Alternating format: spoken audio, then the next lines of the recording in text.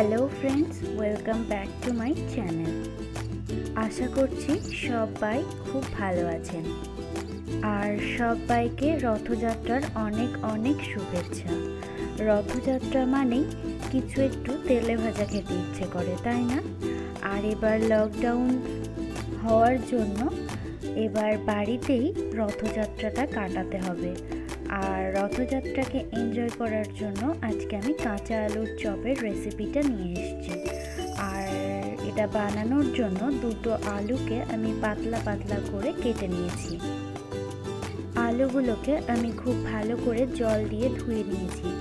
এবার ওই আলুর মধ্যে হাফ চা চামচ মতো নুন দিয়ে খুব ভালো করে মাখিয়ে নেব, যাতে অতিরিক্ত জলটা বেরিয়ে যায়। জলটা ততক্ষণ ঝরুক। এবার এখানে আমি একটা ব্যাটার বানিয়ে নেব।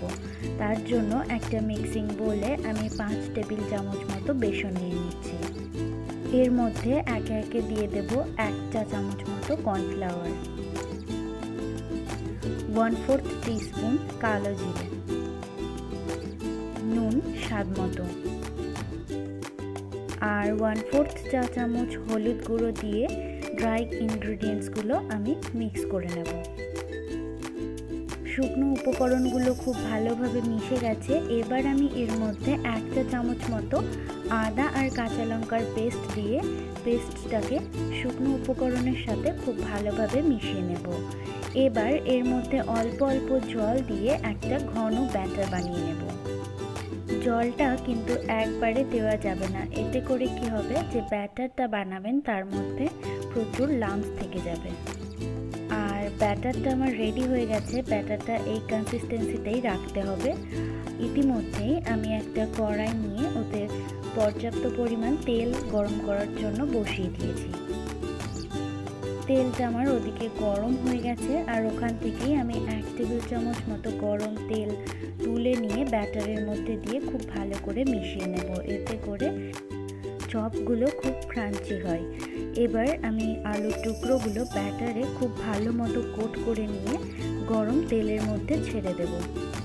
তেলটা কিন্তু মিডিয়াম গরম হতে হবে, না হলে কিন্তু চপের উপর দিকটা পুড়ে যাবে আর ভেতর থেকে আলুটা কাঁচাই থেকে যাবে।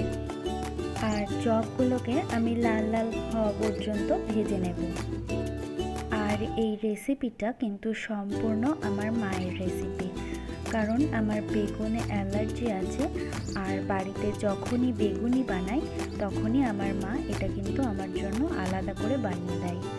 আর দেখতেই পাচ্ছেন চপগুলো খুব ভালোভাবে ভাজা হয়ে গেছে। আর আমি চপগুলোকে তেল ঝরিয়ে তুলে নেব। চপগুলো সসের সঙ্গে সার্ভ করতে পারেন। আর কেমন লাগলো অবশ্যই কমেন্টের মাধ্যমে জানাবেন আর শেয়ার করবেন আপনজনের সঙ্গে। আর আমার চ্যানেলটাকে সাবস্ক্রাইব করতে ভুলবেন না। Thanks for watching.